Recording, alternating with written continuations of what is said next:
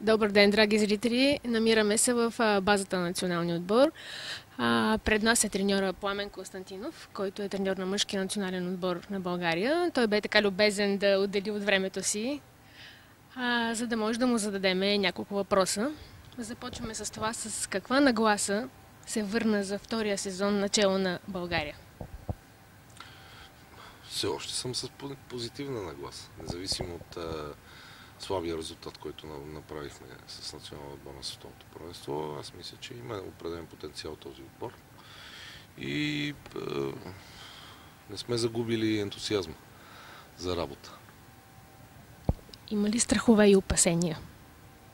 Страхове и опасения винаги има, най-вече са свързани с това момчетата да са здрави.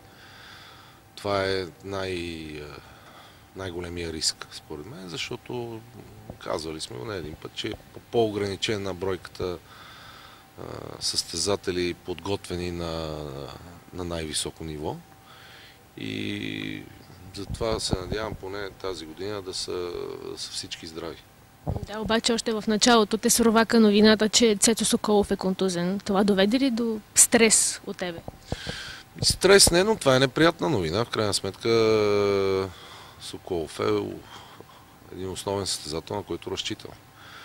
Много да изнася голяма част от тежестта на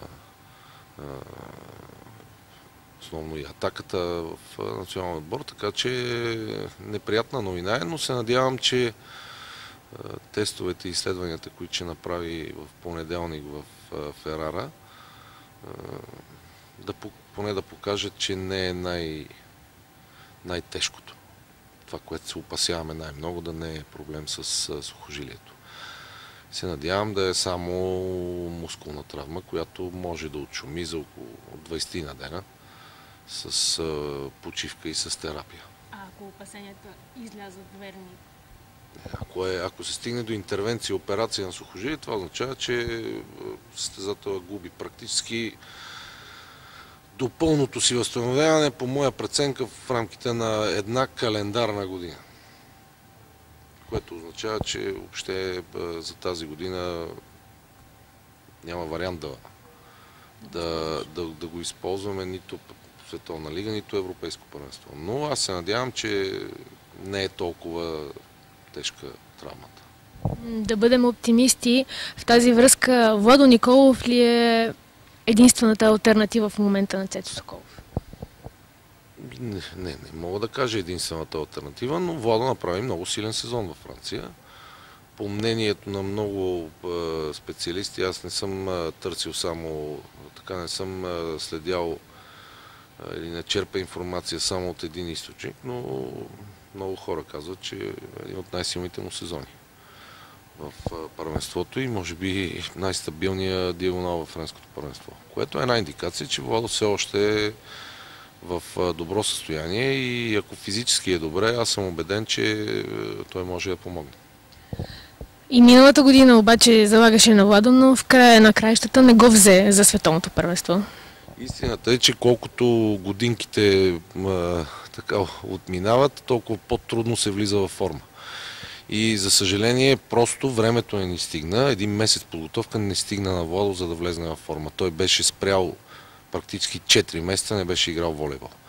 И в общи линии, след 30 и състезателите толкова време, колкото спрат, толкова време горе-долу им е нужно, за да влезна в едно добро състояние. Така че просто за мен това беше основният проблем миналата година. За един месец подготовка не му стигна, за да влезе във форма за световното първенство.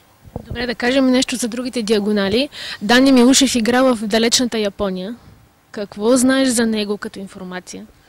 За мен въобще общо понятието игра в Япония е притеснително. Защото нивото за мен е слабо. С един чужденец първенство съвсем друг волейбол се играе. И много често се получава така, че състезатели, които играят в Япония, имат нужда от един период да се пренастроят на европейските и световни стандарти във волейбола. Съвсем друга скорост, друга височина, друг блок Неща, които са коренно различни от японското първенство и това се отразява на играта на състезателите. Така че ще видим вече понеделник Дани ще се яви, той се прибра в България, говорих с него, до понеделник съм го пуснал още 3-4 дена, той е във Варна, се види поне с роднините и с приятели и в понеделник започва. А защо тогава се допуска един национал да подписва в такива далечни дестинации? Няма ли планиране? Планиране не винаги може да има, защото е свързано и с финанси. Сега, ако един човек му предложат 3 пъти по-добри финансови условия от това, което може да получи в Европа, в крайна сметка не можем да го справим. Така че това е въпрос вече и на избор, личен. До някъде не може да определяме на всички състезатели къде да играят. Мисля, че тази тактика може да се предприема с по-младите състезатели. Тоест тези, които започват тепърва да градат кариера и да растат, там вече трябва да се преценява в какъв отбор, в какво първенство, с какви треньори ще работи, в какъв клуб го изпращаш и там може да се помогне като избор на един млад състезател. Вече един опитен състезател не може да му се бъркаме в решението.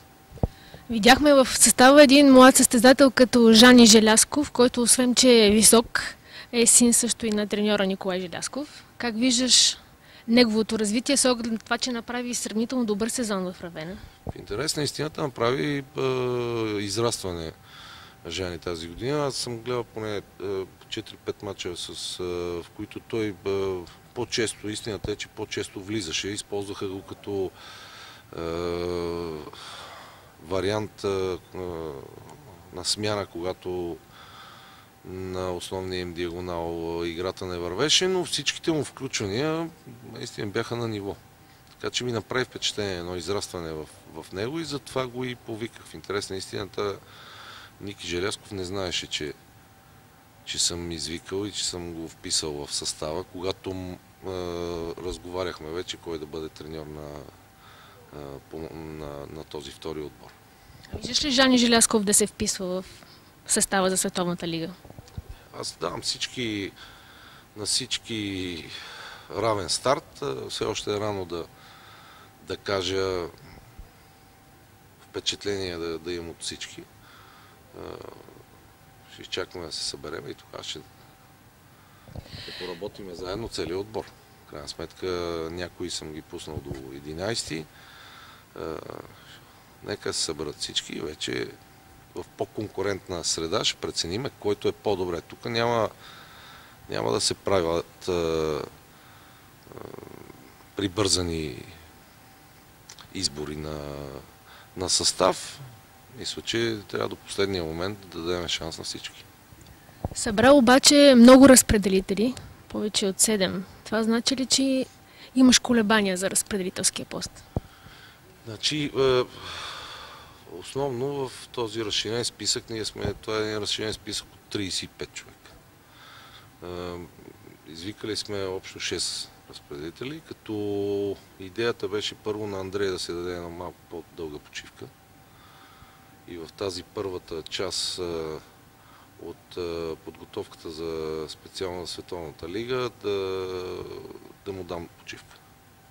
Така че оставаш с 5 разпределители. Ние говорим в момента за 2 отбора, които единия ще играе Световна лига, другия Европейските олимпийски игри в Баку. Това означава 4 разпределителя задължително са в списъка от 14 и 14 за двата отбора и един трябва да имаш резервен вариант. Така че не са толкова много. Просто трябваше да извикаме повече, защото правиме 2 отбора. Първото и второто. Аз мисля, че трябва поне да имаме някаква представа къде са всички. Така, гледайки мачовете е едно, но когато поработиш с хората в залата е съвсем различно. Заговори през този сезон за един вид експеримент в Световната лига. Би ли обяснил малко по-подробно какво значи този експеримент? Ми се искаше да е още по-експериментален състав. Защото това е първото първенство, сигурно единственото, което сме домакини, нали? Директно ще се класираме за финалите, т.е. за нас са без значение мачовете в груповата фаза. И искаше ми се повече млади момчета да използваме. За съжаление, това правило, което има за 9-те състезатели, които трябва да бъдат в списъка от миналия сезон, ни пречи да направим по-големи промени. Иначе с удоволствие бих дал възможност на по-млади момчета да поиграят на това ниво. За сега обаче отказа да отговориш на въпроса за капитанската лента. Възможно ли е да има смяна на капитанската лента в националния отбор? Сега още от първия ден да се занимаваме с интриги. Защото това е интрига. Според мен. Първото нещо, има два отбора и при всички положения лентата ще бъде разделена. Трябва да има капитани на единия отбор и на другия. Така че сигурно ще има и друг капитан. А темата въобще не е обсъждана в интерес на истината. Добре, каза, че те притеснява факта, че финалите на Световната лига могат да не се проведат в зала Конгресна във Варна. Защо те притеснява този факт? Имаме и други зали. Освен Арена Армеец. Първото, защото ни нарушава подготовката. Аз преди 2 месеца водих разговор с отговорни хора, които гарантираха, че ние в началото на май месец ще влезнем в залата. И ще имаме зала във Варна. Направихме цялата подготовка, така че да отиваме във Варна, сме на едно место и двата отбора, да тренираме там, да не се движиме и сега в последния момент се казва, залата няма да е готова. Мене в общи линии причините не ме притесняват. Това можеше да се каже и преди 2 месеца. За да се подготвим, да направим някаква целенасочена подготовка. Сега се получава, че като в последния момент взимаш решение, една седмица, 5 дена тренираме на Христо Ботев. След това отиваме да ползваме малката Арена Армеец. Червено знаме да се договарям с Сашо Попов да ни даде поне 6 тренировки, защото са 2 отбора. Не е възможно да тренират 30 човека и повече, особено от 11, когато съберем над 30 човека, тренираш в една зала. След това отиваме в Ботевград. И пренасяме една част от отбора в Ботевград, за да се изиграят тия 14, които ще играят с Канада. Другите пък трябва да останат в София, т.е. се получава една пренасене, постоянно смяна на зали, смяна на градове, което ти накъсва подготовката. Така че, след като имах увереността и ме увериха, че със сигурност залата ще бъде готова в началото на май, ние направихме една програма. Сега ни казват, ще бъде готова края на юни. Аз вече не вярвам. Вчера излязоха изявления в медиите на шефа на Двореца на спорта и културата, че ще бъде направено всичко възможно да е готова за Световната лига. Това до някъде успокоява ли те? Без да се обижда шефа на Двореца на културата в Варна, той ми обеща, че залата ще бъде готова на началото на май месец. Така че аз вече един път получих грешен отговор.